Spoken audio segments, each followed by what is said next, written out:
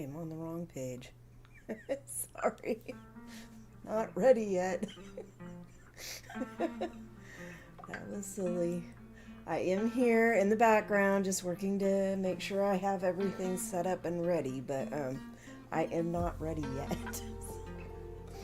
I almost always run this 5-minute clock. Sometimes I'll make sure that the clock has ran down somewhat, but I had a lot of editing to do, so I did not do that because I knew that the clock would have already ran down by the time I finished putting in the information for the live stream.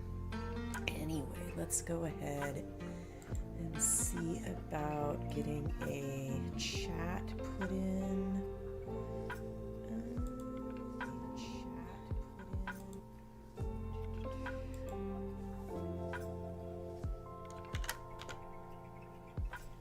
I usually start with a simple hello, and the first time it usually does not enter on my screen. It'll like go on my sidebar, but it won't enter on the live stream itself. So if it does not, then I will send usually a slightly longer message, and it looks like it did not. Okay, so let's go ahead and try something else.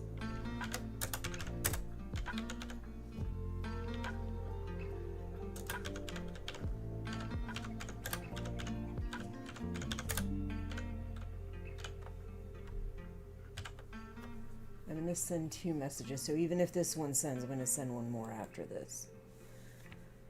Let's see, and it did not. It is in my sidebar, but not in... Okay, so... Let's see, what do I want to put?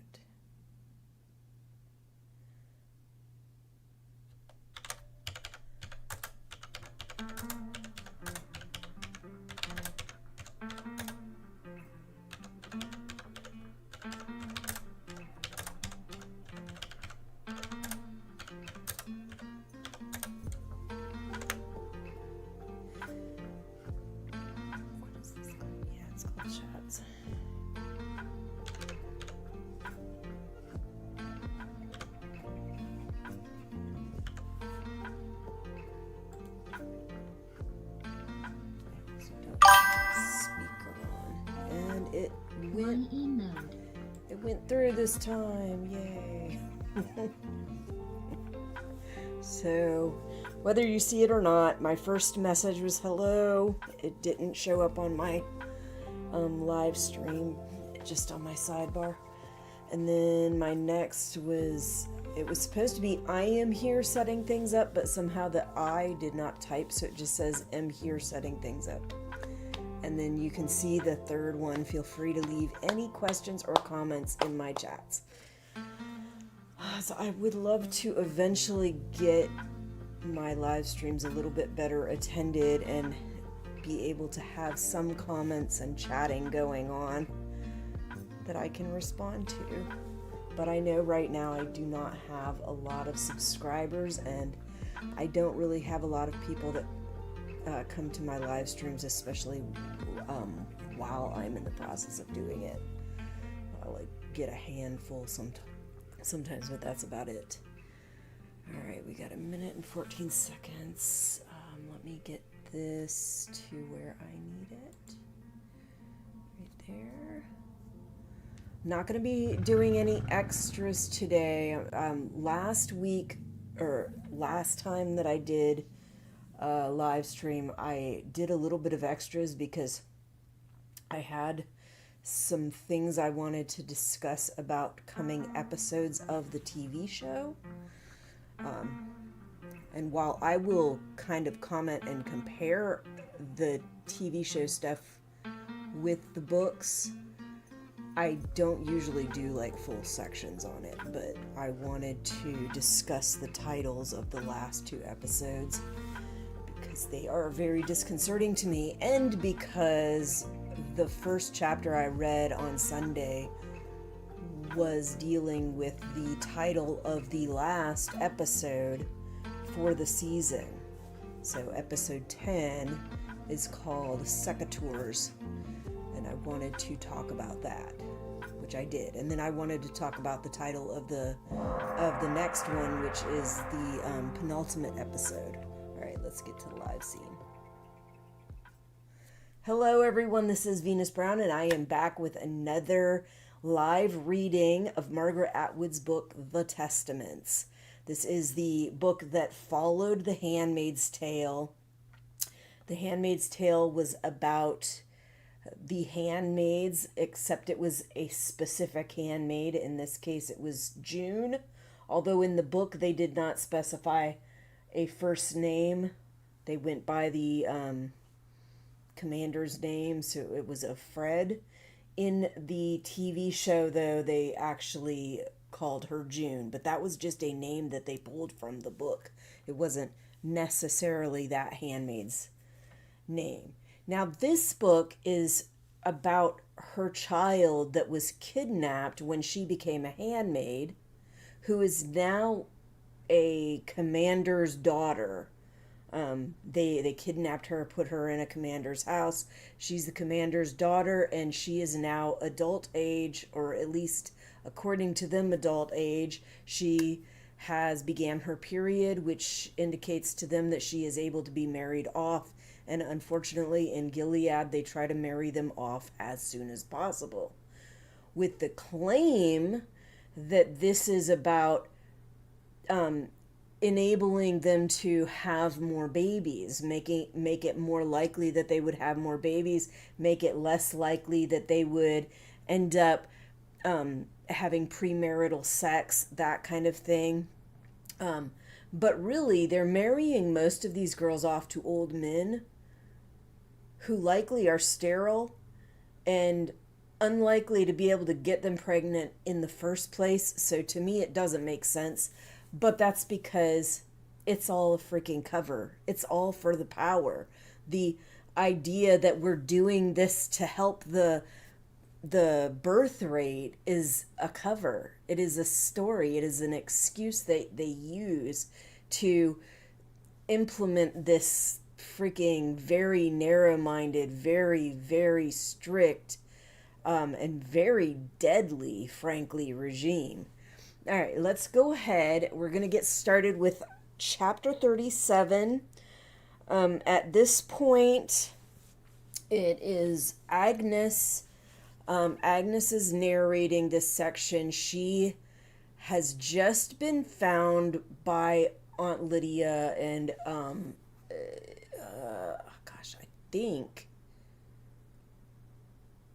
I think she was already selected to possibly become an aunt, possibly with her calling or whatever. But let's see here. Let me just look at a little bit of the beginning. No, we're not there yet. So we're going to be coming up to it. She's going to learn about Ardua Hall today with more information than she had before. She is going to, we're going to see. Let's just go ahead and get on with it. I think she did she speak to, no, she hasn't spoke to Aunt Lydia yet. She's just in this process of being married off to somebody that she knows that she cannot marry, and she is trying to find a way out of it. And really, there is almost no way out of it in Gilead, but this little door that Aunt Lydia has begun to provide for some of these young girls. And I believe even in the previous chapter, Aunt Lydia had, in the previous section, Aunt Lydia had talked about how there were some girls that they just couldn't go through this. She talked about how maybe some of their teachings were too hell and brimfire, too scary, made these girls afraid of sex, things like that, afraid of the guys, afraid of themselves. Anyway, let's go ahead and get on with this chapter. And ignore my phone that's ringing all the freaking time with mostly spam. Ocala FL is Ocala, Florida. But it's probably not really Ocala, Florida. It's just more spam. All right, so we're on chapter 37. And I need to move my thing a little bit there. Move this. I'm just trying to make sure that I can see my screen and read my passage. Chapter 37. As the days ticked past, I became more desperate. Where was the exit? I had no gun. I had no lethal pills. I remembered a story circulated by Shunammite at school about someone's handmaid who had swallowed drain cleaner. The whole bottom part of her face came off, Shunammite had whispered with delight. It just dissolved. It was like fizzing. I hadn't believed her at the time, though now I did. A bathtub filled with water, but I would gasp and splutter and come up for air. I couldn't attach a stone to myself in a bathtub, unlike in a lake or a river or the sea. But there was no way I could get to a lake or a river or the sea. Maybe I would have to go through the ceremony and then murder Commander Judge on the wedding night.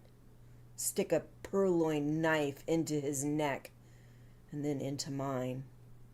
There would be a lot of blood to get out of the sheets, but it wouldn't be me doing the scrubbing. I pictured the dismay on Paula's face when she walked into the slaughter chamber. Such a butcher shop, and there went her social standing. These scenarios were fantasies, of course.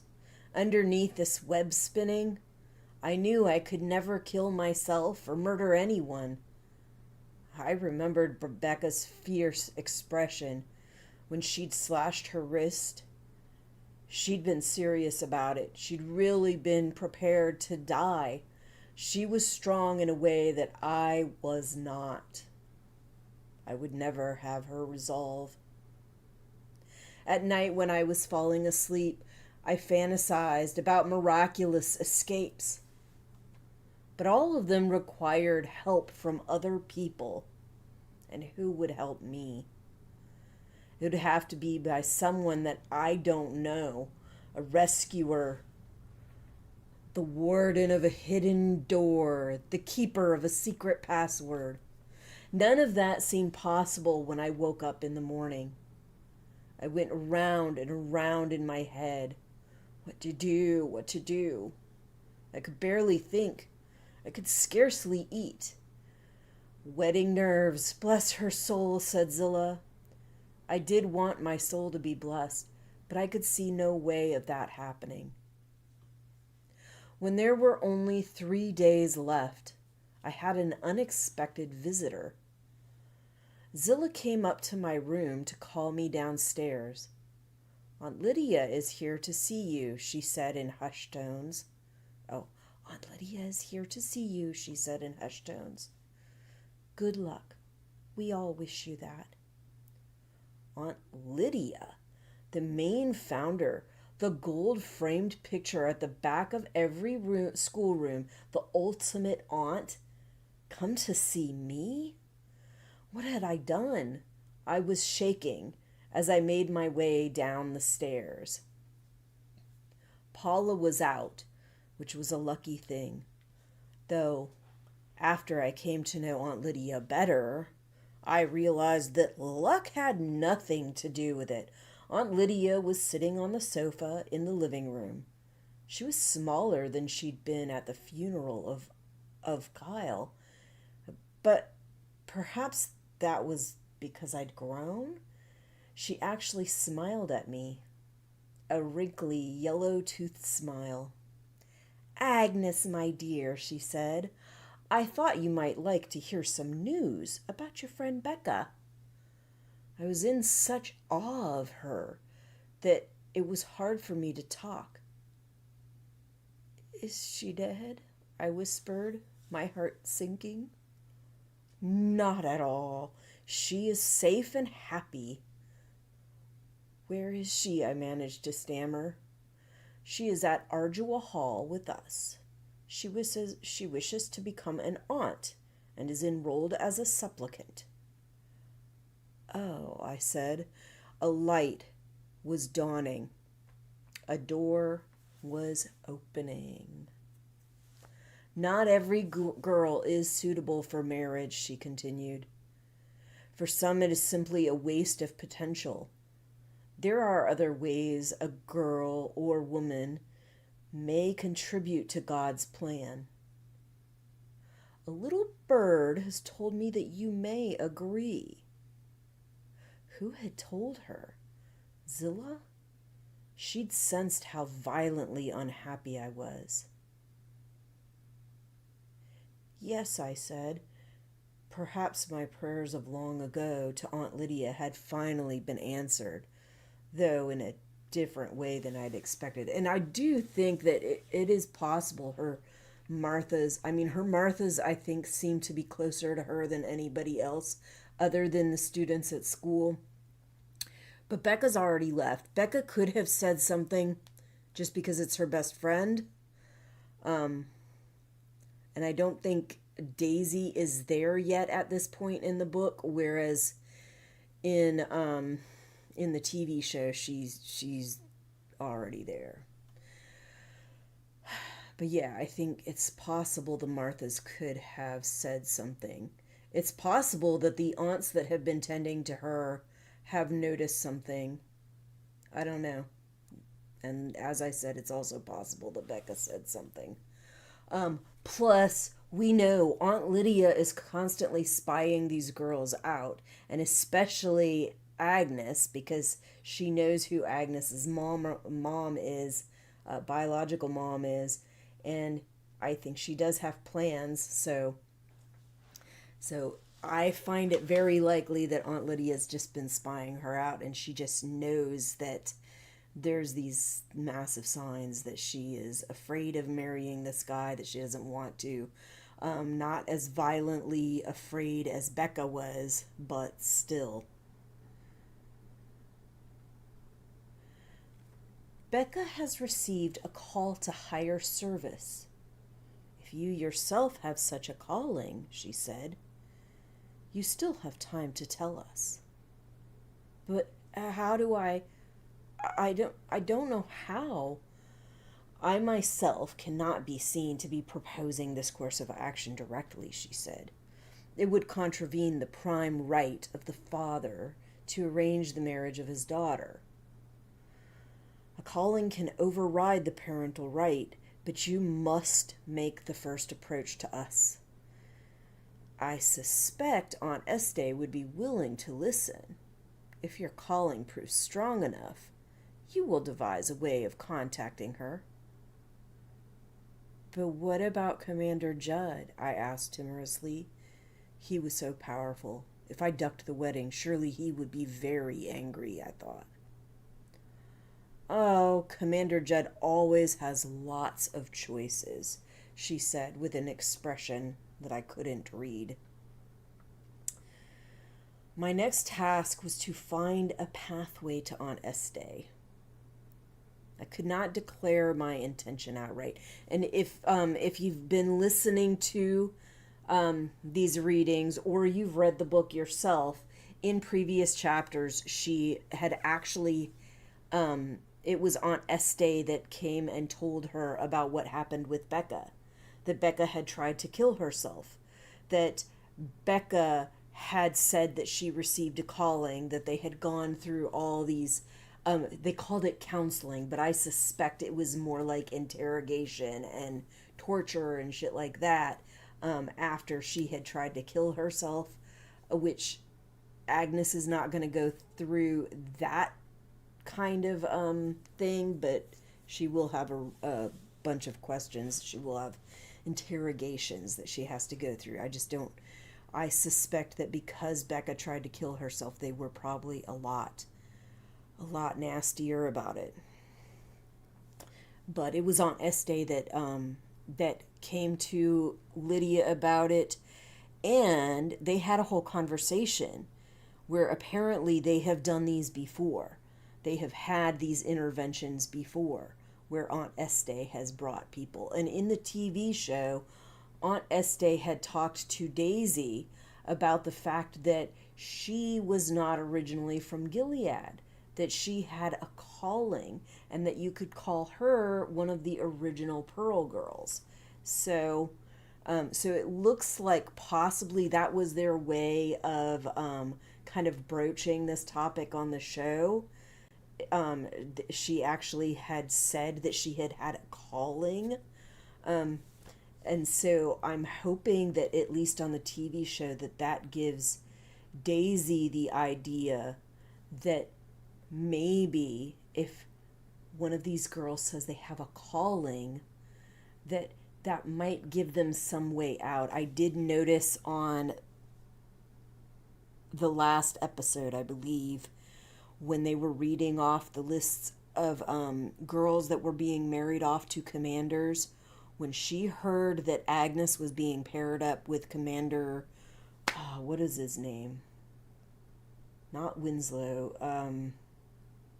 Whatever it starts with a W, but it's funny that I still haven't figured this guy's name out. Like I should know it, but I don't have it memorized. Anyway, when they read off his name, you could see like she reacted, like you could see in her face and her movements, like she was a bit shocked and like scared for her. And if you remember, if you've watched the show, this will be a spoiler if you have not watched the show, but if you've watched the show, there is a section where she is training and she has these files, and one of the files is on that commander. And it said that he had multiple domestic violence charges against him. So I'm thinking that's why she reacted the way she did. I didn't quite, like, I noticed it during the TV episode, but I didn't think about talking about it. Now I'm like, oh yeah, that's probably exactly what that was. Like, I noticed that she was, like, holy shit, but I didn't think too much about the implications. Now I'm like, it's just rumbling in my head, like, oh my god, she's like, holy shit, this girl is hooked up with this guy who has a freaking rap sheet from back in the past of being domestic violence victimizer. Anyway, let's see. So she has to find a pathway to Aunt Este. And remember, right now she is in a different school. She is getting ready for her marriage, so she is not like over there where Aunt Este is. I could not declare my intention outright. Paula would stop me. She'd lock me in my room. She'd resort to drugs. She was hell-bent on this marriage. I use the expression hell-bent advisedly. She was risking her soul for it. Although, as I later learned, her soul was already in flames. The day after Aunt Lydia's visit, I made a request of Paula. I wanted to talk to Aunt Lorna about my wedding dress, which had already been tried on twice and was being altered.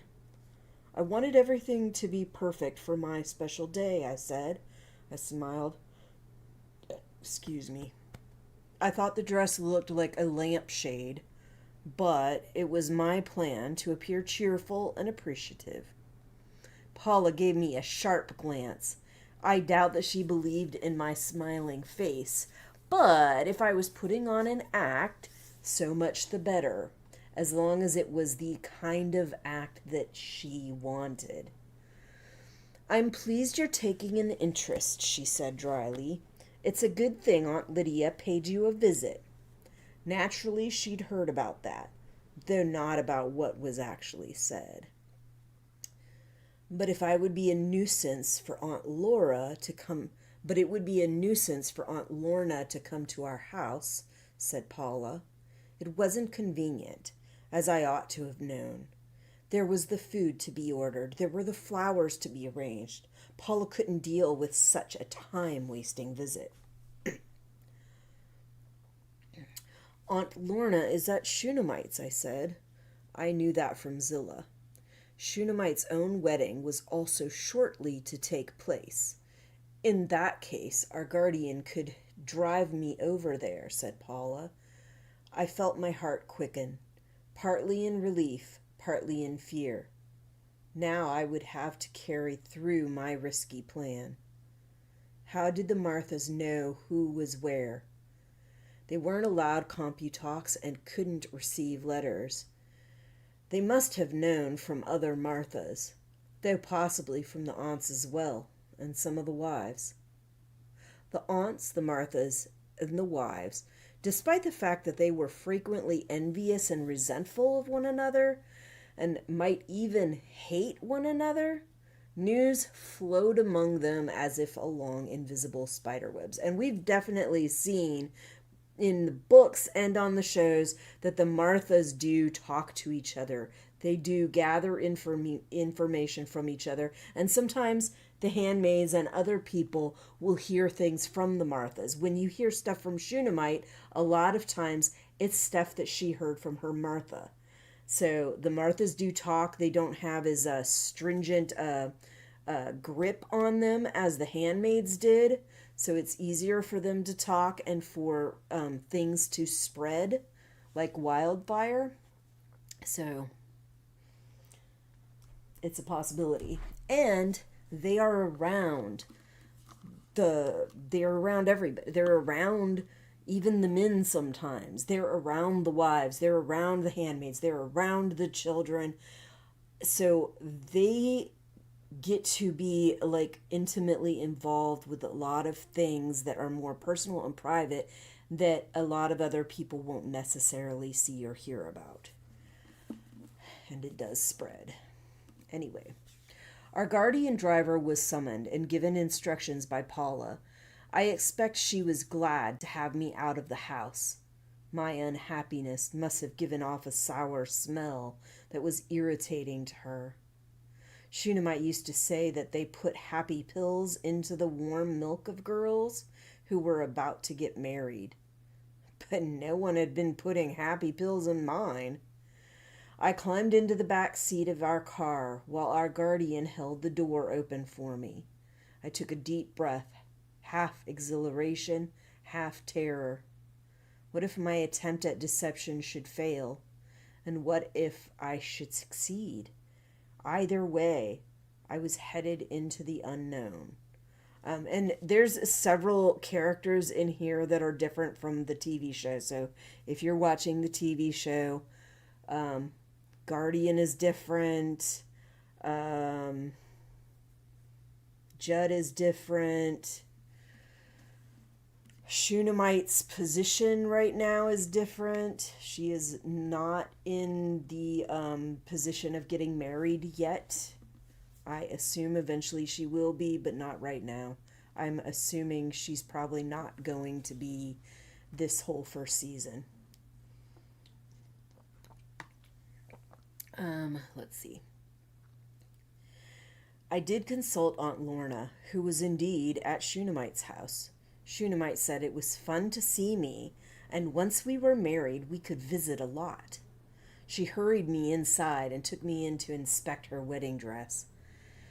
And to hear all about the husband she would soon have, who, she whispered and giggled, looked like a carp with a receding chin and goggly eyes, but who was medium high up among the commanders. Wasn't that exciting? I said. I admired the dress, which I told Shunammite was much fancier than mine.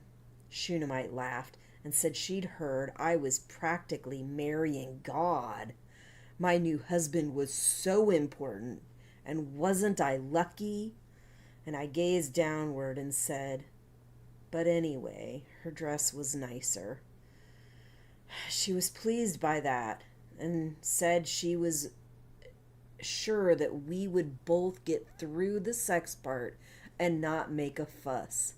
We would follow Aunt Lisa's instructions and think about arranging flowers in a vase, and it would all be over quickly, and maybe we would even have real babies.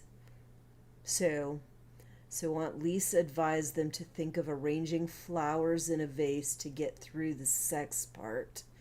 That at least in the TV show, their instructions were basically no instructions. It was basically, your husband will teach you. Your husband will show you what to do, and you must obey your husband in all things. It was like, oh, great. So these girls go to this workshop.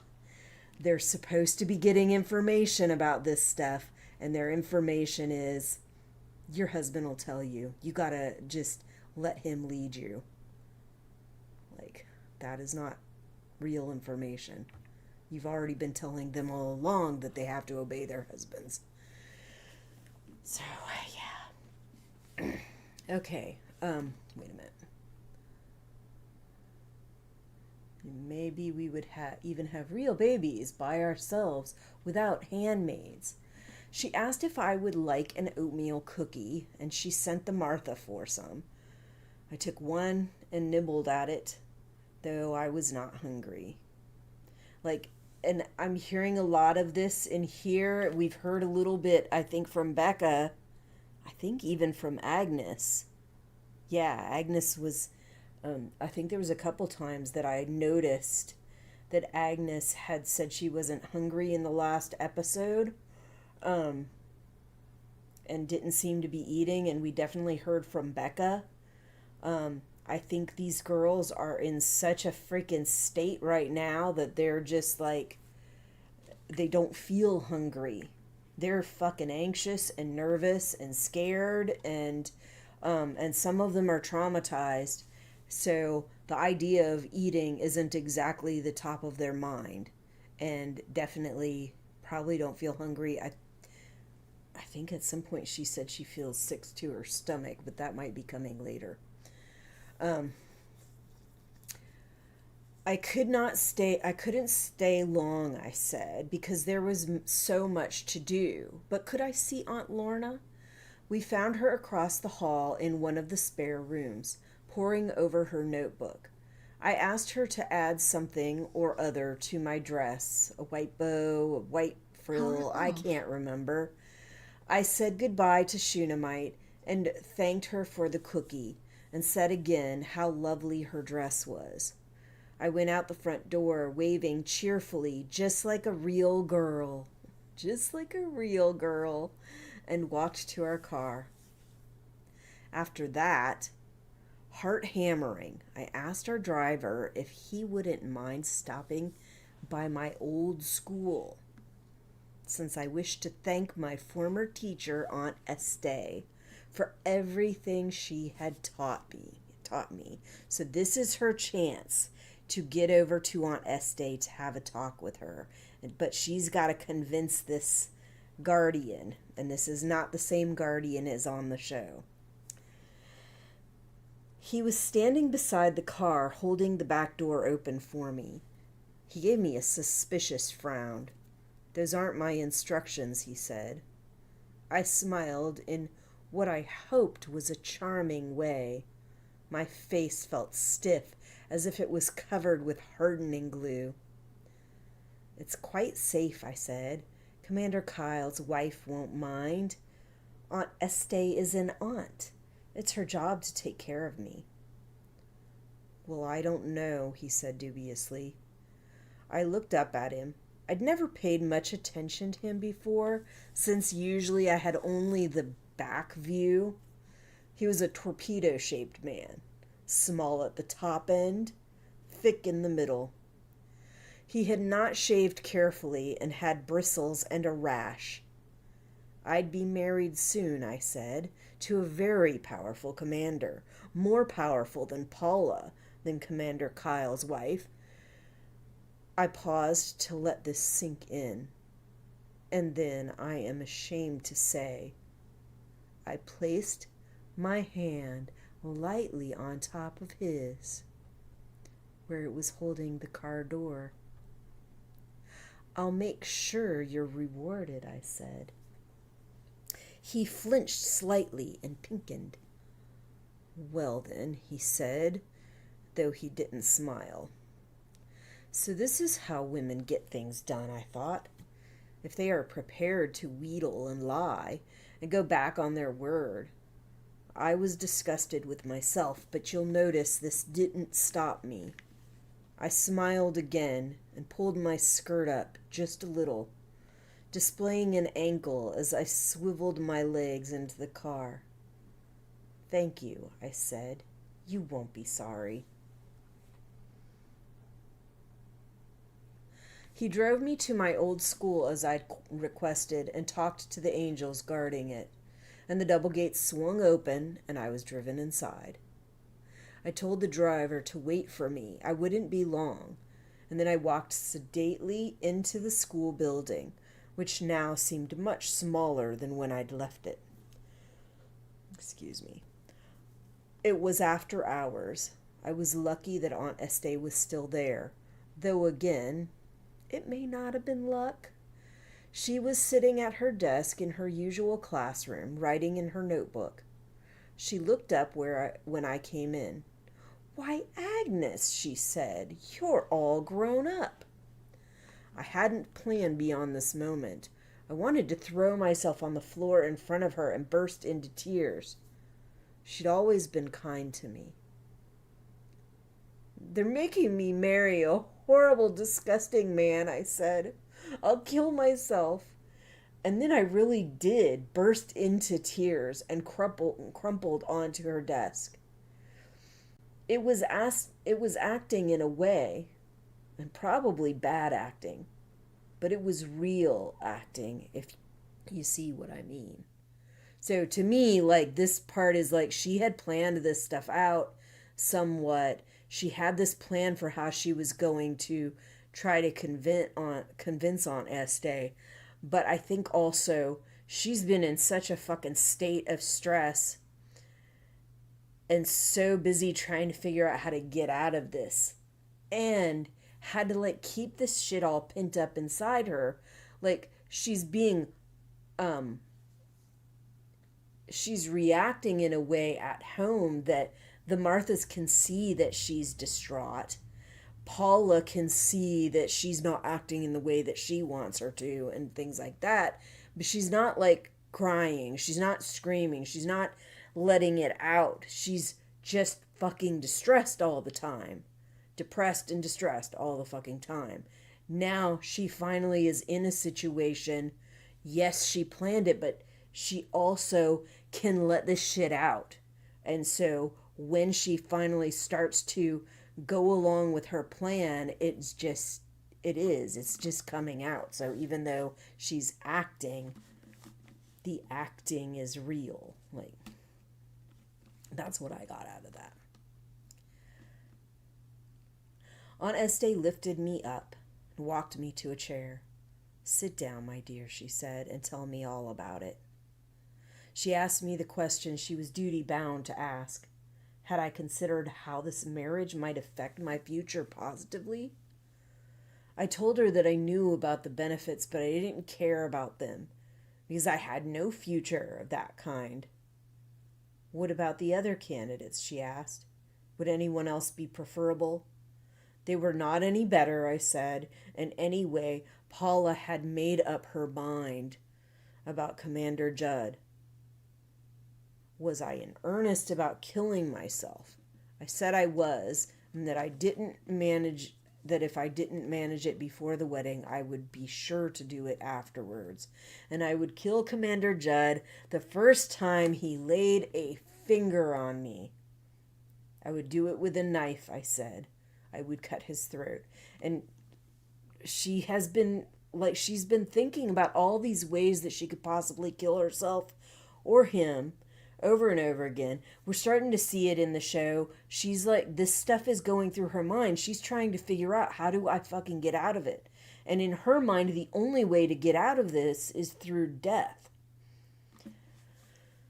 Because they've put them in such a position that they feel like there is no other way out until they realize that, until she realizes that she has this option to say that she had a calling or whatever. And I just see that as one lever of escape that doesn't require you to kill yourself. But you have to make it look real. So, like, you have a real calling. Anyway, I said this with conviction, so she would see that I was capable of it, and that for that moment, I believed I was. I could almost feel the blood as it came pouring out of him, and then my own blood as well. I could almost see it as a haze of red. And so I think she had talked earlier about how she didn't feel like she could accomplish. Like, this was all dreaming. This was all her imaginings, her thinking of it, but that she couldn't imagine having the strength to do it.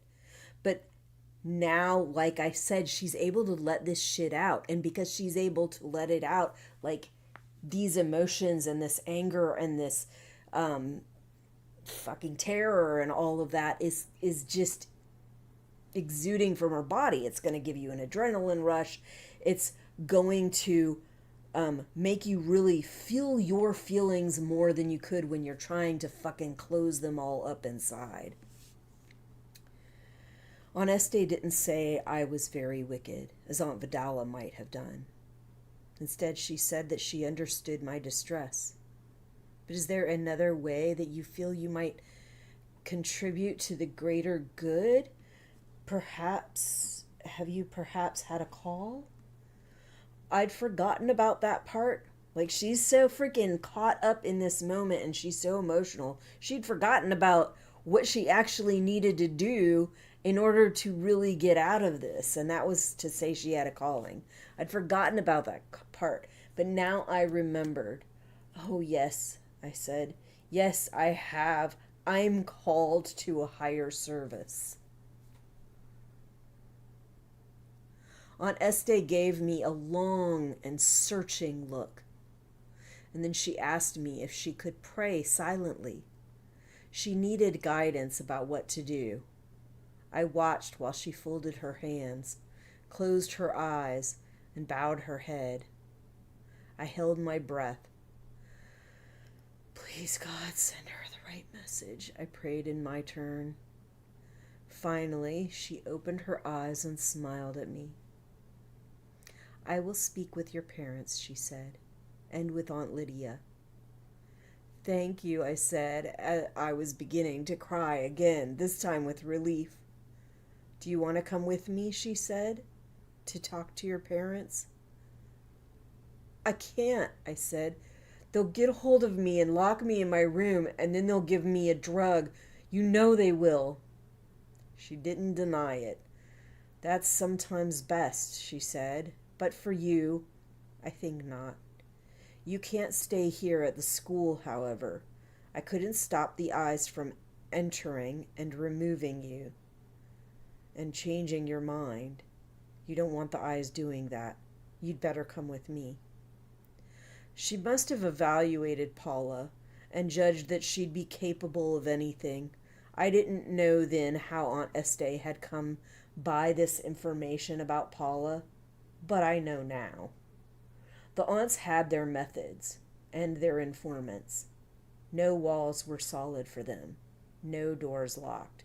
And we know in the books and in the show, Aunt Lydia is taking down information. Aunt Lydia, I think her whole freaking time that she's been in Gilead, I think she's been collecting information on these commanders and everybody else so that she could use it the way she wants to.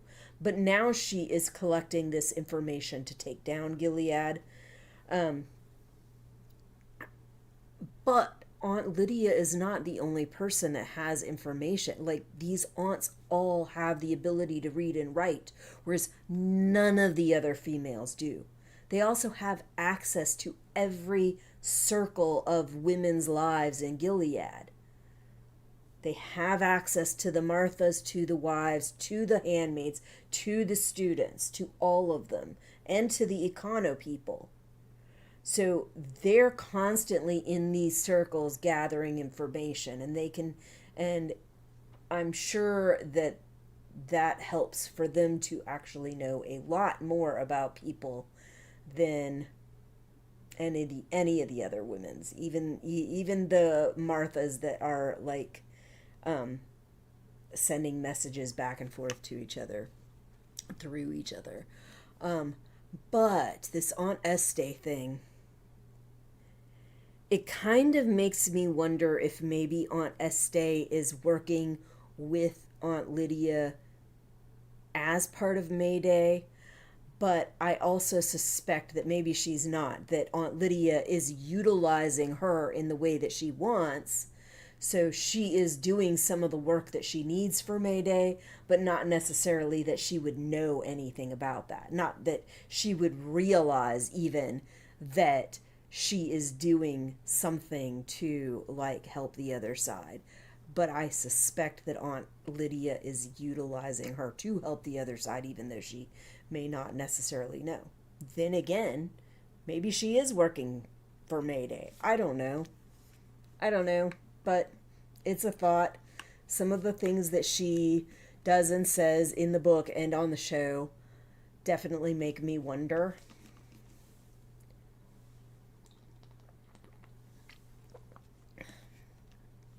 Okay, so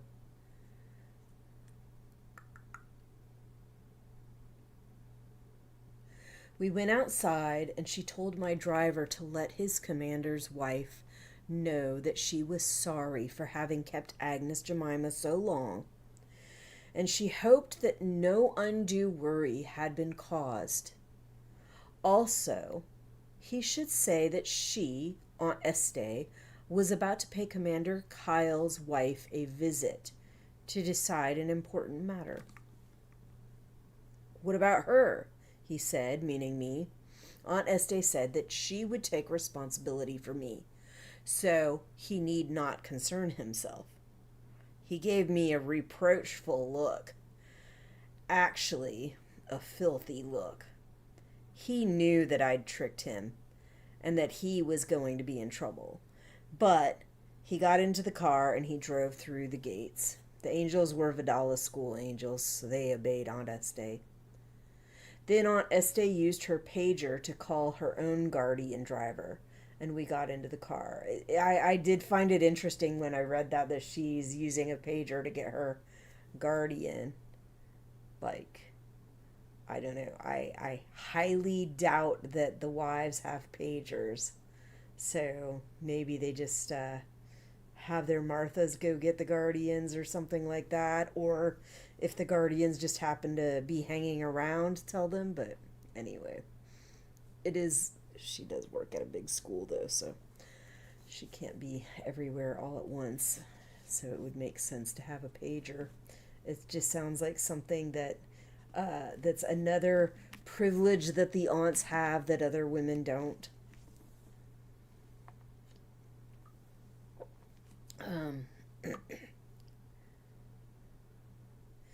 Aunt Este used her pager to call her own guardian driver, and we got into the car.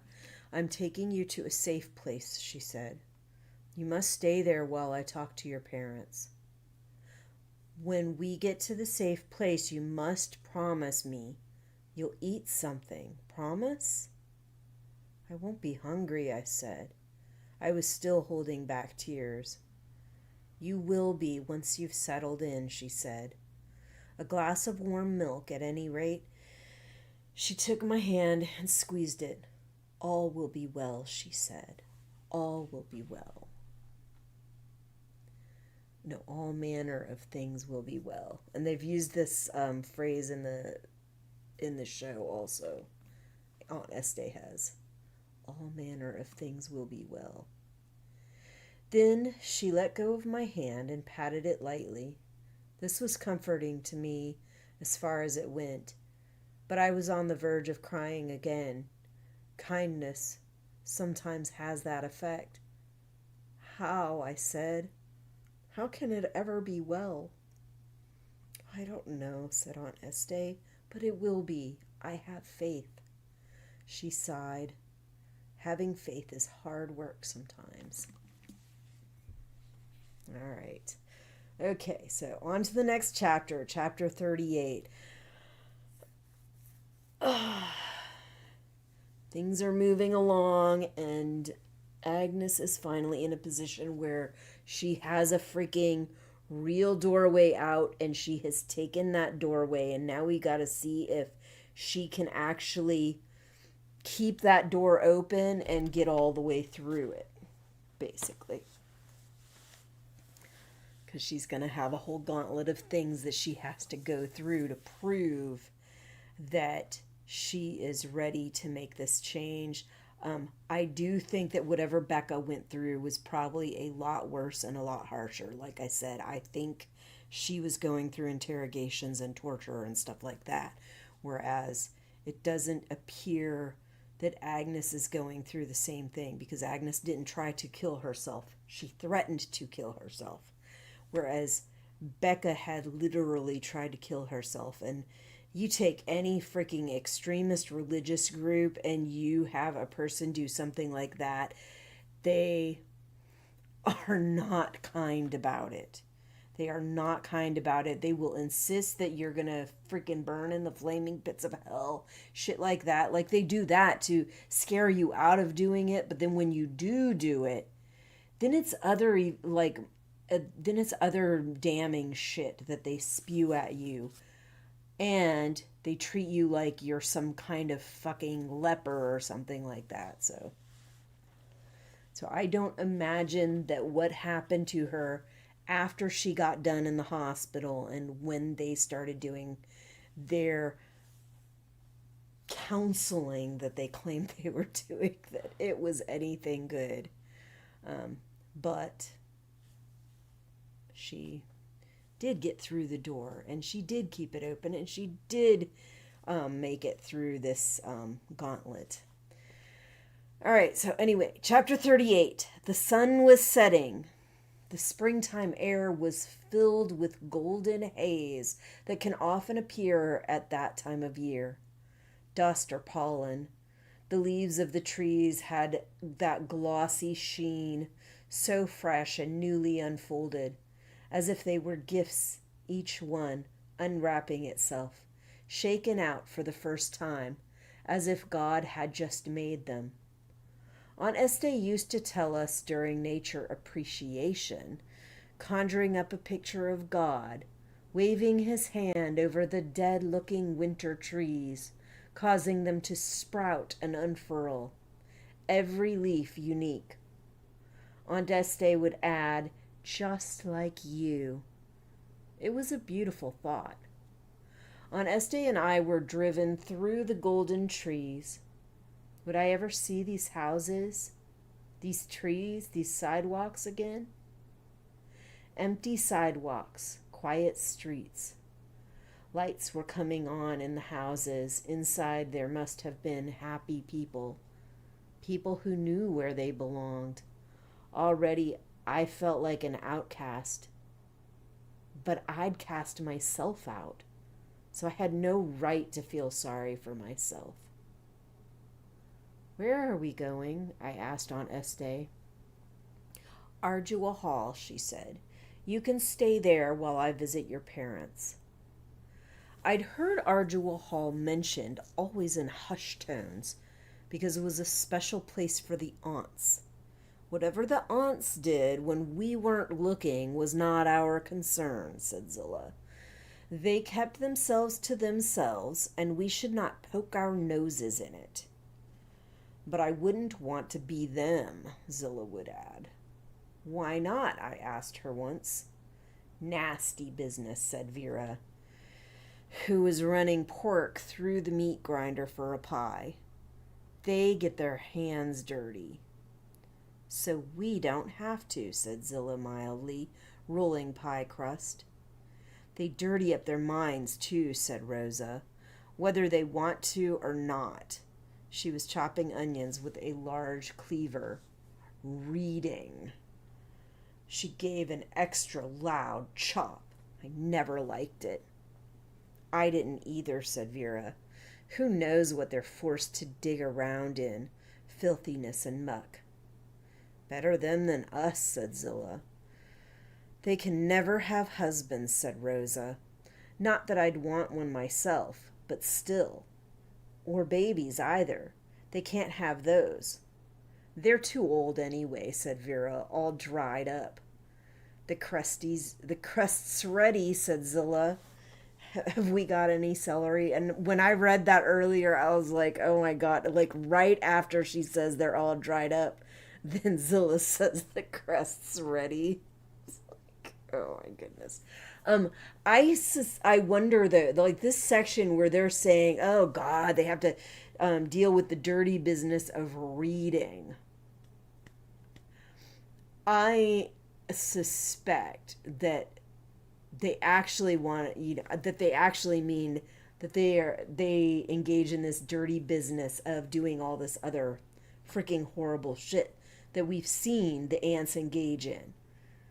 Aunts do fucking punishment. Aunts fucking torture people. Aunts do shit like that. But they're not going to openly talk about that to a kid or a teenager. So instead, maybe they're making up that it's the reading that's the problem. That's so filthy. But the fact that these are all women that are old enough to have been in the world when you were allowed to read and write, and that they're not allowed to do it anymore, that just doesn't ring true. This oh, I never liked it. Like, I don't think that's what they're really talking about. I think they're really talking about the other shit that the aunts do. And I also wonder, because there's this idea, I'm pretty sure somewhere in the book, we probably already have come across it, that these Pearl girls are like this next generation of aunts. I'm pretty sure we did read it. Aunt Lydia had talked about how they are all getting too old and they have to have somebody to replace them. So they do have these Pearl girls, and plus we know that Becca is now a supplicant and is eventually going to become a Pearl girl, and that is for her to become an aunt. I wonder if in the show that they're doing it a little bit different. It seems like the Pearl girls is a fairly new thing on the show. But it also seems like they're not just having them trained to be aunts. It seems like it's more flexible than that. Either that or they're just being flexible with Daisy, but none of the rest. But it seems like these girls are like girls from the outside in training to fill some role in Gilead. And I would imagine that the aunts will try to figure out what role they think that they should fill. But in the book, they are supposed to be taking the places of the older aunts. But no, I was thinking about this earlier because in both the books and on the TV show, the aunts originally, they came to be because of this whole process they did in that stadium of freaking sending them through this freaking torturous shit in that stadium, and then forcing the ones that said that they want to be part of Gilead to kill people. Now they're not in that situation. They don't have that situation. They're not running through girls like that. So now they can't just like force them into this torturous freaking traumatic situation and then make them stand up in a fucking firing line and shoot at their own people and shit like that.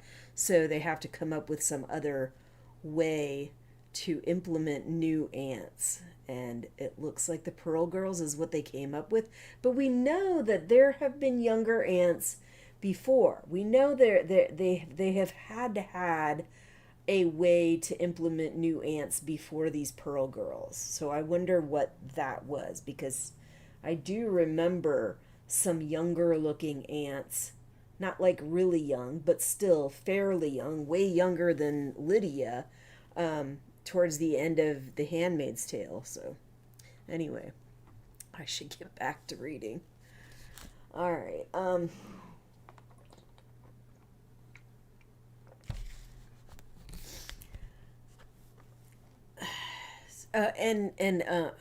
I don't need to talk about it. We already know. There's all kinds of things about aunts that are less than appealing that I could definitely see why the Marthas wouldn't like it. But the idea that they are reading and writing, I know that Gilead has tried to push this idea that that is like something that women aren't supposed to do and aren't supposed to be able to do and shit like that.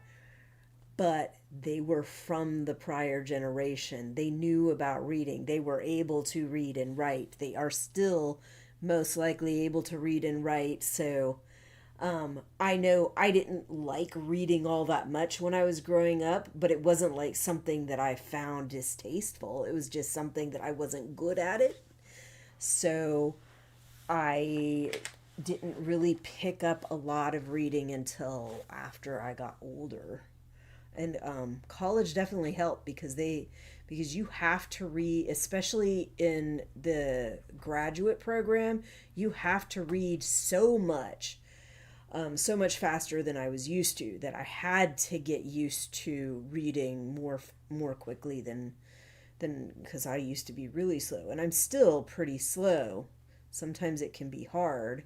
I actually have accommodations when I'm in college for reading. So if I can get a digital copy, I am allowed to get a digital copy. If I can get something that will read to me, I was allowed to do that. I was allowed to use my computer and my phone to take notes, stuff like that. Anyway, they can never have husbands, said Rosa. Not that I'd want one myself, but still.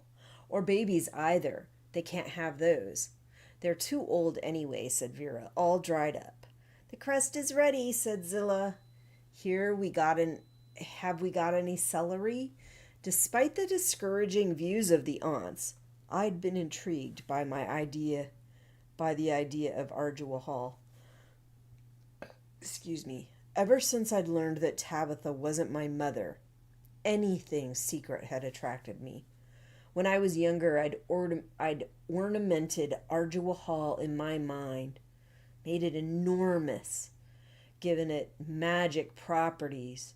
Surely the location of so much subterranean but ill understood power must be an imposing construction. Was it a huge castle, or was it more like a jail? Was it like our school? Most likely it had a lot of large brass locks on the doors that only an aunt would be able to open. Where there is an emptiness, the mind will obligingly fill it up. Fear is always at hand to supply any vacancies, as is curiosity. I have had ample experience with both. Now, she talks about the idea of Ardua Hall. Was it like a castle or like a jail? I had two schools I went to that I would say were both like a castle and a jail or prison, and we definitely described them as both.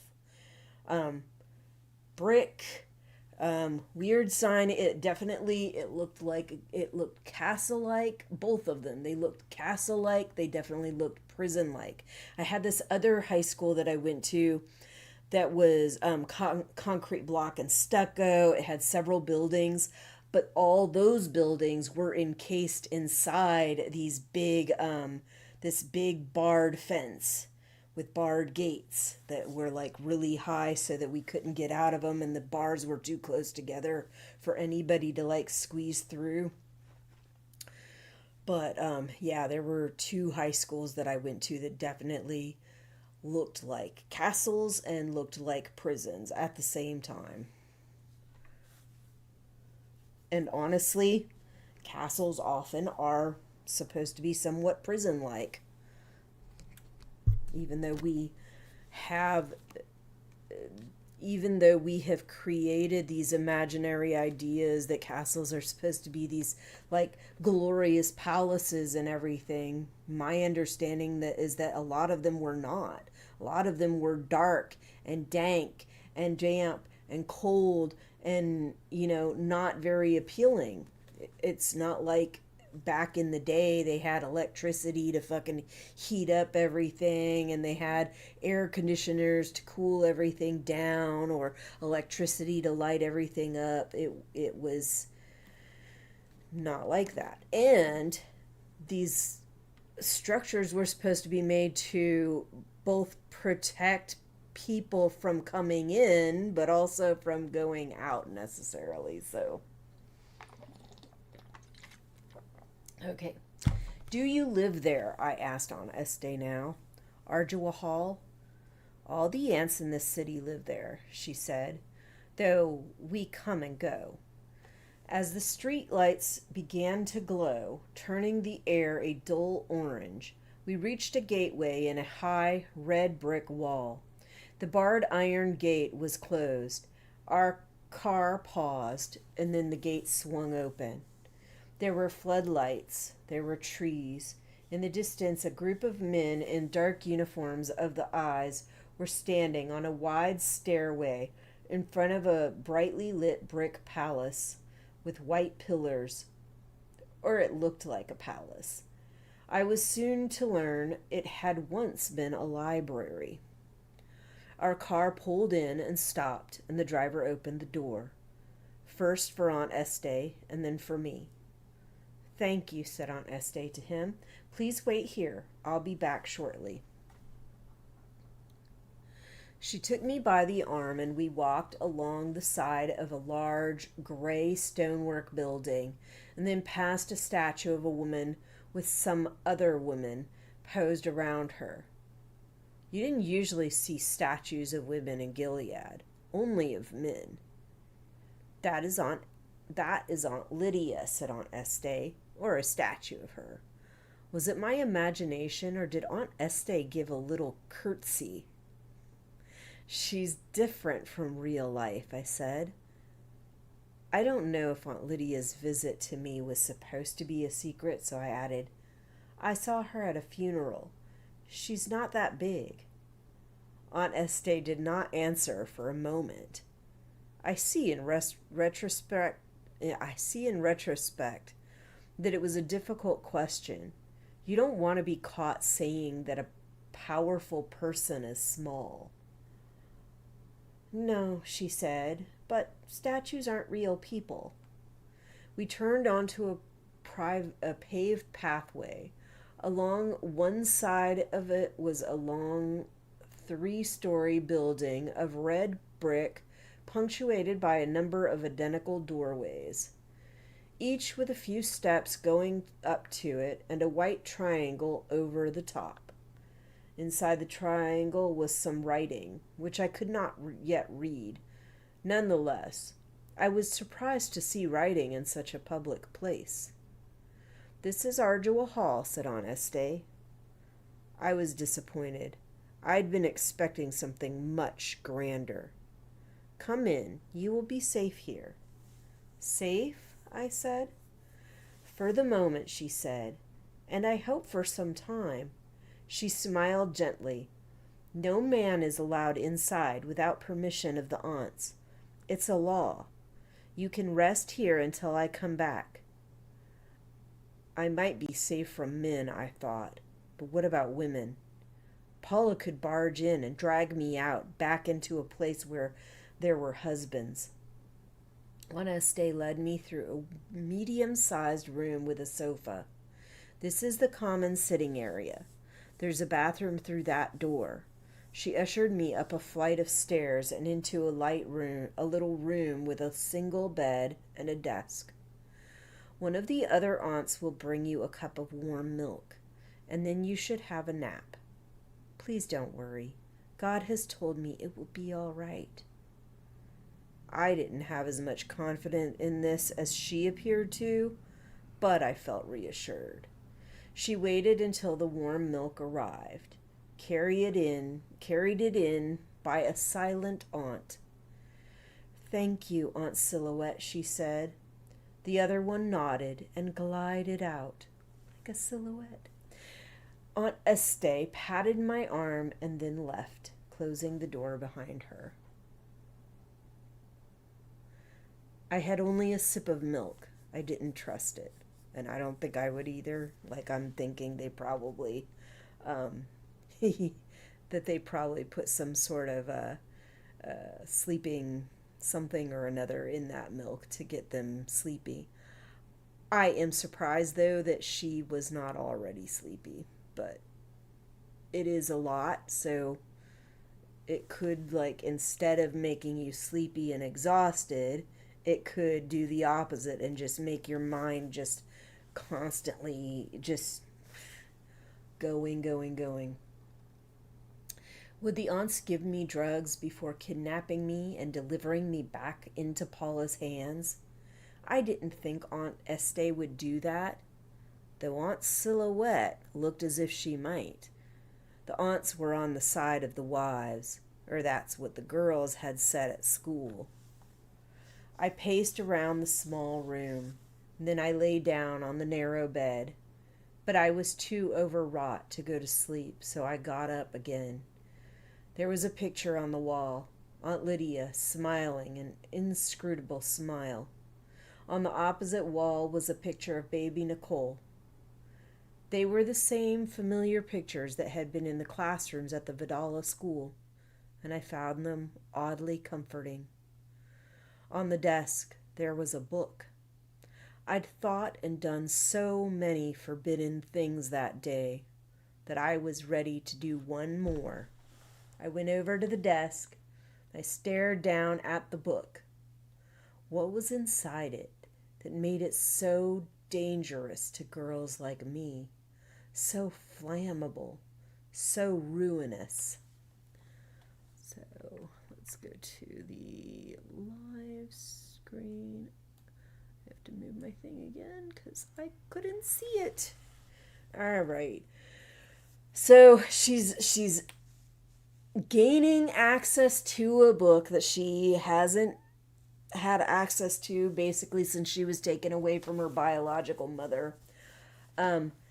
But we do have, at least in the Handmaid's Tale at the very end, they showed her actually write her name, that her birth name, Hannah.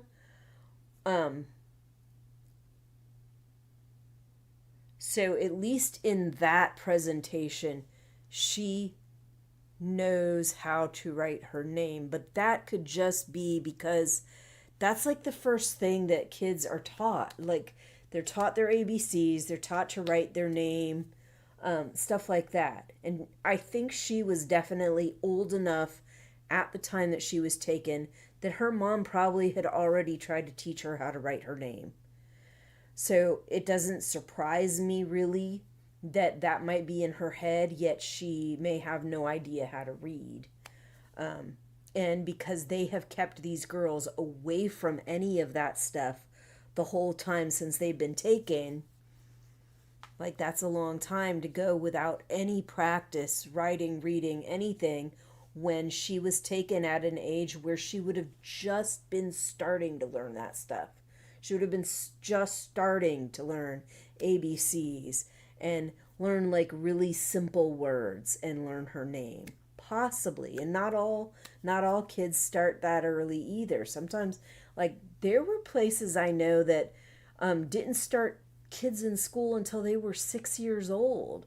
So that is possibility, although everybody that I knew, the parents were teaching the kids well before they started preschool how to write their names and trying to teach them ABCs and stuff like that. So she probably had that exposure. That is probably somewhere in her head, but she does not know how to read.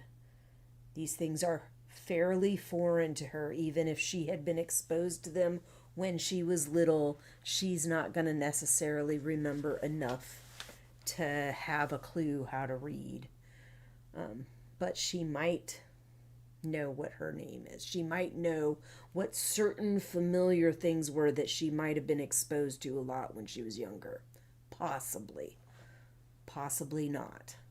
Anyway, let's go ahead and get on to chapter 39. And from what I remember, chapter 39 is super short. So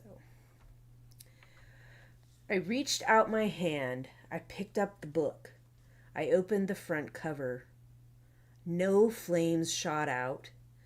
There were many white pages inside with a lot of marks on them. They looked like small insects, black, broken insects arranged in lines like ants. I seemed to know that the marks contained sounds and meanings, but I couldn't remember how. "It's really hard at first," said a voice behind me. I hadn't heard the door open. I startled and turned. "Becca," I said. I'd last seen her at Aunt Lisa's flower arranging class. With blood spurting out of her cut wrist. Her face had been very pale then, and resolved and forlorn. She looked much better now. She was wearing a brown dress, loose on the top, belted at the waist. Her hair was parted in the middle and pulled back. "My name isn't Becca anymore," she said. "I'm Aunt Immortelle now. I'm a supplicant. But you can call me Becca when we're alone." "So you didn't get married after all," I said. "Aunt Lydia told me you have a higher calling." "Yes," she said. "I won't have to marry any man ever." "But what about you? I heard you're going to marry someone highly important." "I'm supposed to," I said, and I started to cry. I just can't. I wiped my nose on my sleeve. "I know," she said. "I told them I'd rather die." "You must have said the same thing." I nodded. "Did you say you had a calling to be an aunt?" I nodded again. "Do you really have one?" "I don't know," I said. Neither do I," said Becca. "But I passed the 6-month trial period. After 9 years, when I'm old enough, I can apply for Pearl Girls missionary work, and once I've done that, I'll be a full aunt. Then maybe I'll get a real calling. I'm praying for one." So they have these missionaries on the TV show, and they are quite young. Like, if these girls have to go through all this, it takes them quite a while just to go through this gauntlet of stuff to become a supplicant. And then they have to go through this 6-month trial period. Actually, no, they have to go through the 6-month trial period, then become a supplicant. But then they also have to go through 9 years before they can become missionaries.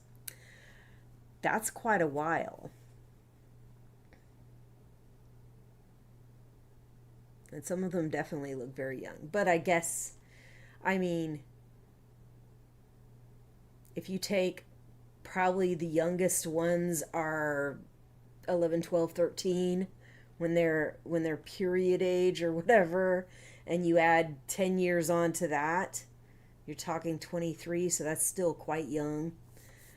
But it's just something I thought, like, if they have to wait that long just to become a missionary, like, they might not be that young after all. But then again, I would think if they're teenagers when they're called into this service, 29 would probably be like the oldest. But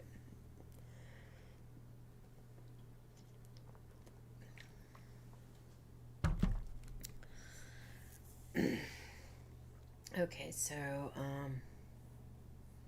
she said that she'd have to do the 9-year thing to apply to become a missionary, and then maybe I'll get a real calling.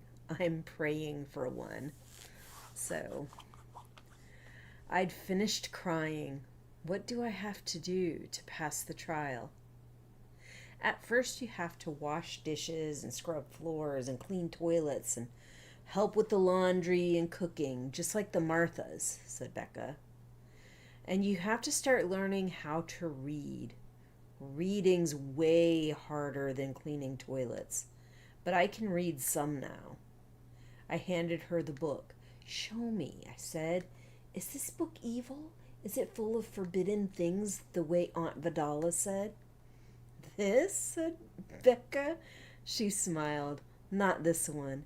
It's only the Ardua Hall rule book, with the history, the vows, and the hymns, plus the weekly schedule for the laundry. Go on, read it.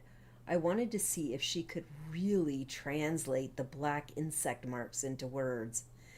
Though, how would I know they were the right words since I couldn't read them myself? And the use of language, like they looked like the lines like black insects.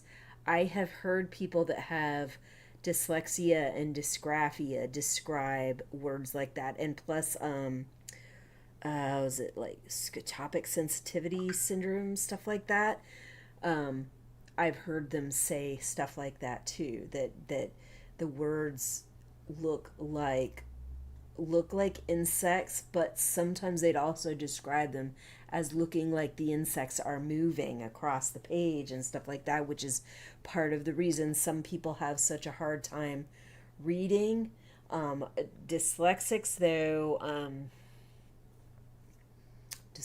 it's a little different. It's not necessarily that things look like they're reading or moving, although I have heard that some of them have those kinds of symptoms. But like, just the way that the letters are, sometimes it's hard for them to tell the difference between certain letters because they look the same. Like a D and a B look like the same letter. They're just flipped a different direction. And if you're dyslexic, that's not easy for your head to wrap around. So then they have to come up with tricks and stuff in order to better differentiate those letters that look the same as other letters and numbers as well. And I think that's also a reason why a lot of them will flip them. And plus, when you're little, a lot of kids, when they're younger, they flip them. My kid has dyslexia and they have dysgraphia, and they do a lot of flipping letters and numbers. Not my younger one, but my older one. All right, where was I? I has lost my place.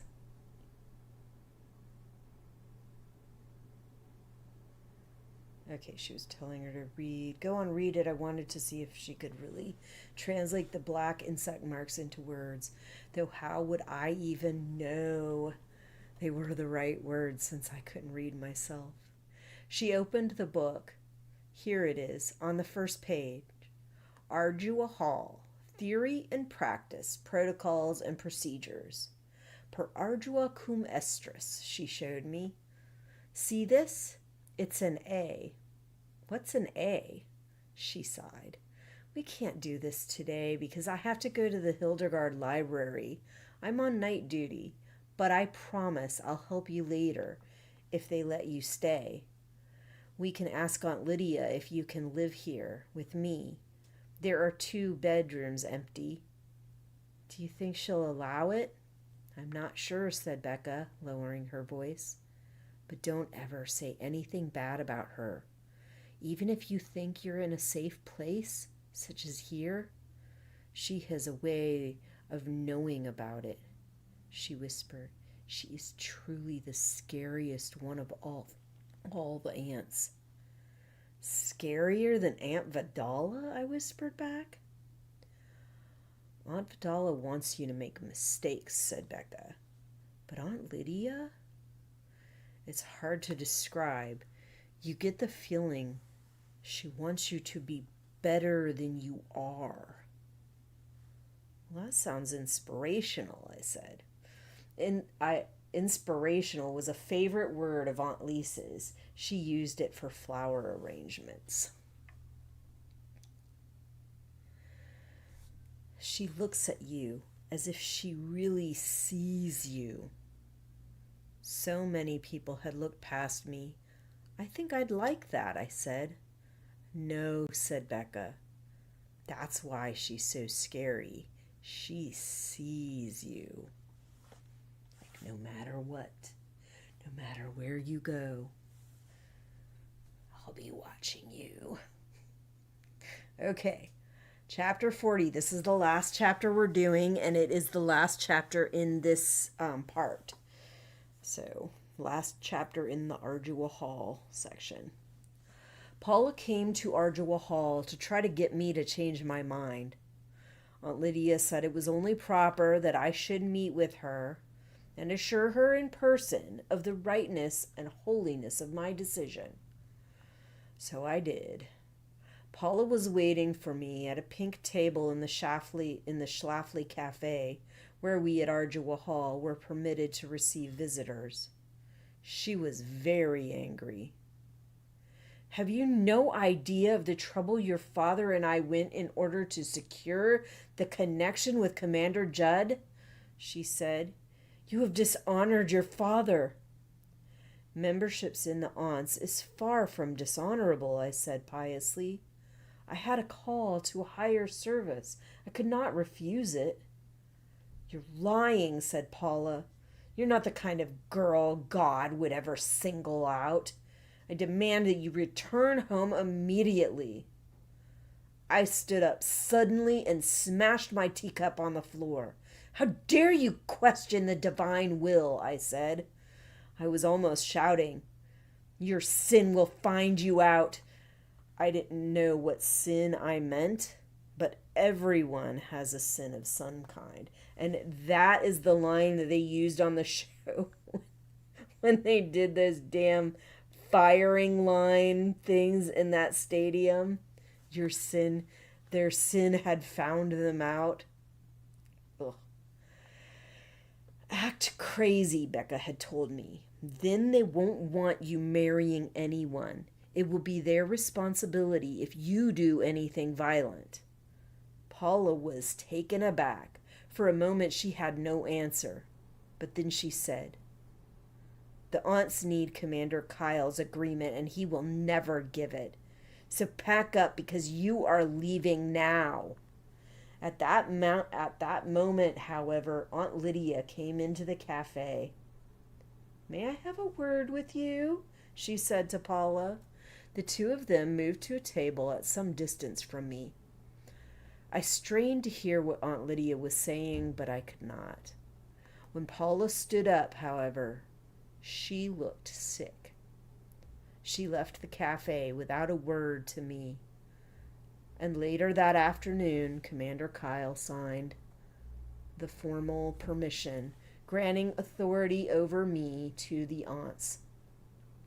It was many years before I was to learn what Aunt Lydia had said to Paula to force her to relinquish me. And she doesn't say what it was that she learned, but I think they had talked earlier in the book about the possibility that Paula may have been the one that killed her husband, her previous husband.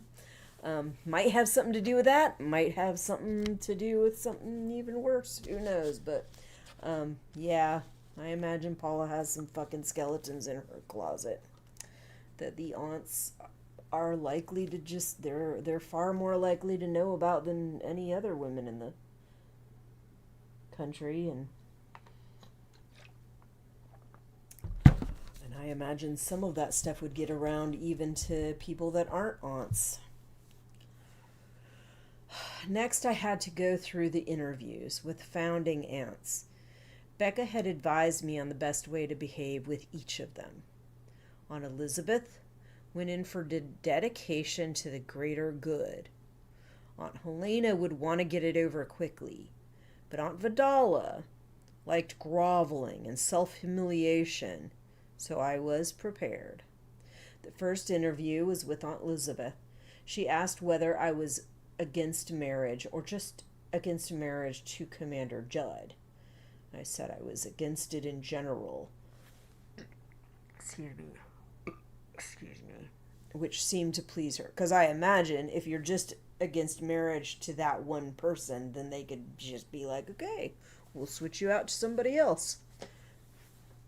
But, yeah, if you're against marriage in general, like Becca definitely was, then that becomes harder. And I think Agnes is now, because she's been through this freaking tumultuous period where she's starting to learn more. The more she has her eyes opened, the more she cannot see herself going through with this shit that they've been pushing these young girls to do. All right, had I considered how my decision might hurt Commander Judd, hurt his feelings? I almost said that Commander Judd didn't seem to have any feelings. But Becca had warned me not to say anything disrespectful because the aunts wouldn't put up with it. And they have tried to present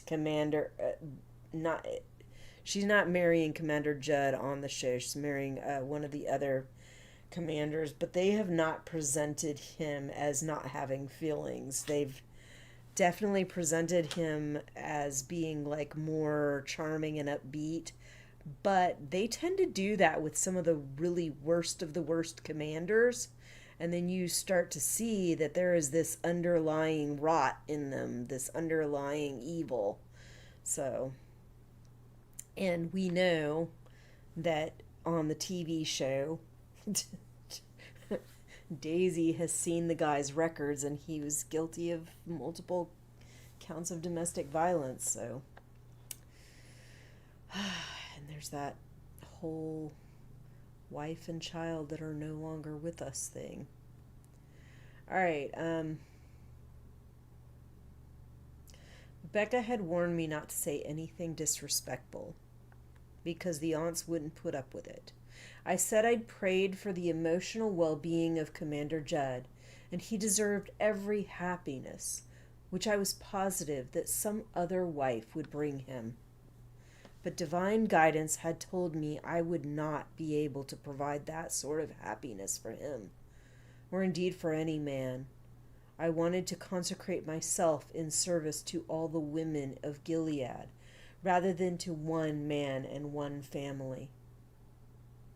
If you really mean that, you are well positioned spiritually to get on very well here at Ardua Hall, she said.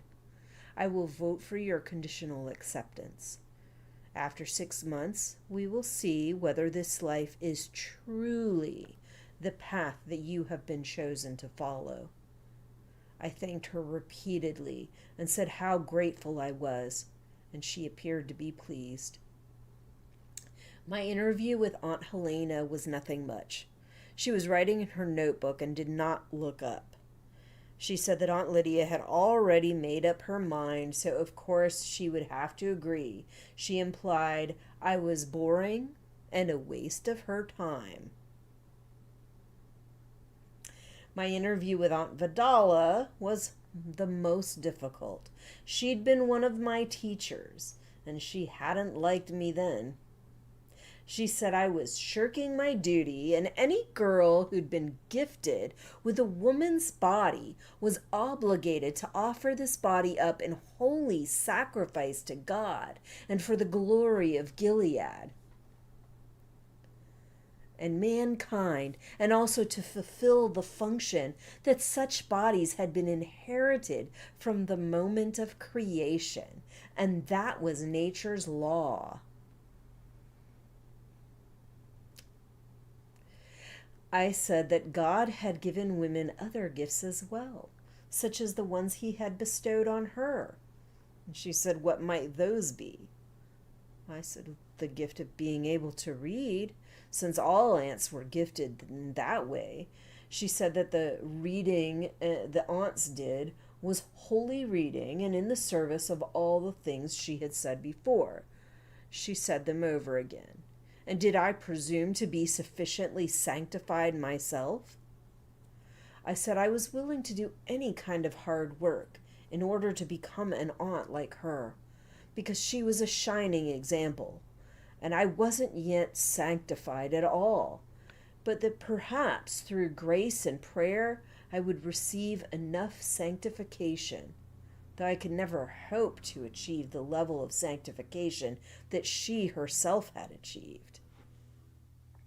Aunt Vidal said I was displaying an appropriate meekness, which boded well for a successful integration into the service community of Ardua Hall. She even gave me one of her pinched-in smiles before I left. My final interview was with Aunt Lydia. I'd been anxious about the others, but as I stood outside the door to Aunt Lydia's office, I was terrified. What if she'd thought better of it? She had a reputation of being not only fearsome, but unpredictable. And we've definitely seen that from Aunt Lydia. Fucking unpredictability, snapping, and beating the shit out of people. Just... While I was lifting my hand to knock, her voice came from inside. "Don't stand there all day. Come in." Was she looking at me through a miniature hidden camera? Becca had told me that she deployed a lot of those, or that was the rumor.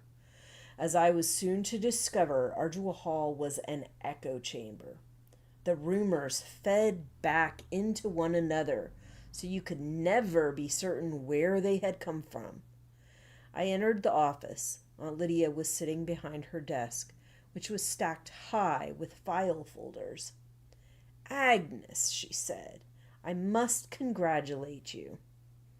Despite many obstacles, you have succeeded in making your way here and have answered the call to join us."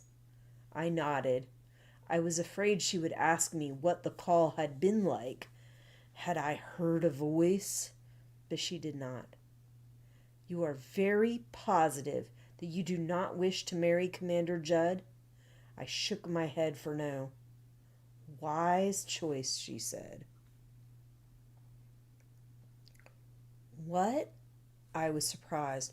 I thought she might give me a moral lecturing about the true duties of women or something of that sort. "I mean, pardon?" "I'm sure you would not have made him a fitting wife." I breathed out in relief. "No, Aunt Lydia," I said, "I would not. I hope he will not be too disappointed." "I have already proposed a more appropriate choice for him," she said. "Your former schoolmate Shunammite." "Shunammite," I said, "but she's going to marry someone else." "These arrangements can always be altered. Would Shunammite welcome the change of husbands, do you think?" I remembered Shunammite's barely concealed envy of me and her excitement over the material advantages her wedding would bring. Commander Judd would confer 10 times as many of those. "I'm sure she would be deeply grateful," I said. "I agree," she smiled. It was like an old turnip smiling, the dried up kind our Marthas used to put on in soup stock. "Welcome to Ardua Hall," she continued. "You have been accepted. I hope you are grateful for the opportunity and for the help that I have given you." "I am, Aunt Lydia," I managed to get out. "I am truly grateful." "I'm glad to hear it," she said. "Perhaps one day you will be able to help me as you yourself have been helped. Good should be repaid with good. That is one of our rules of thumb here at Ardua Hall."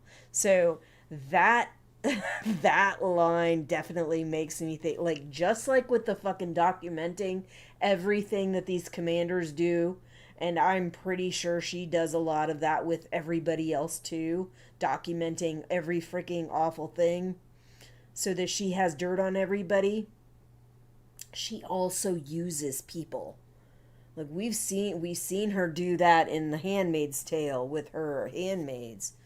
She will intentionally utilize them. And so every time one of these Pearl girls comes in, she's doing this for them as a service. She's at least making it feel like it's a service. Even if they're coming from outside of the country, she's trying to make it like that they're having this big benefit by being Pearl girls.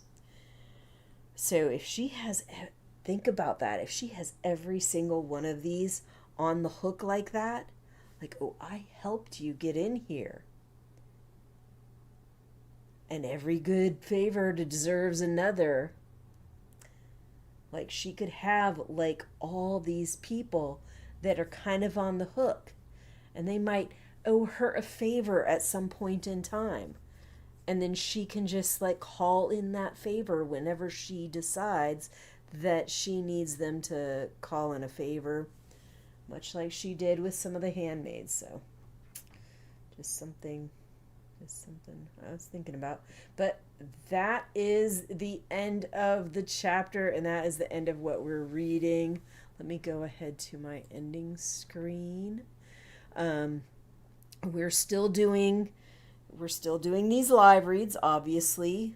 I think we're only like halfway through the book, so every Sunday and Tuesday. Ooh, look, somebody just popping in real quick just to tell you that your videos have been helping me through a rough time lately, and I always look forward to your The Testament's reaction. Oh, thank you so much. Thank you so much. That's great. I love to see when there's actually people interacting. It's nice. It's helpful. And I don't get a lot of comments in my live stream, so this is nice. But yeah, we're done with this reading section. And remember, I started the live book readings with Handmaid's Tale. So I have Handmaid's Tale and the Testaments, and if you want to see any of those, they're all still available in my books playlist. I think it's called Books.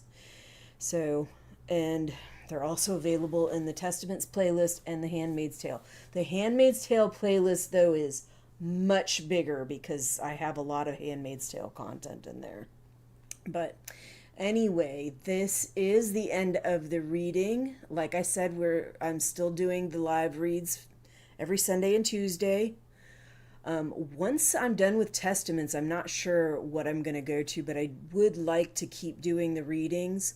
It took me a long time before I decided to do readings because I have always been kind of self-conscious about it because I don't feel like I read very fast, but I've been glad about doing it. So anyway, I also do the Testament reactions on Tuesdays. There's only 2 episodes left, though, and I am going to be putting my episode 8 up today, later on today. And then we have episode 9 and 10, and then Testaments will be done.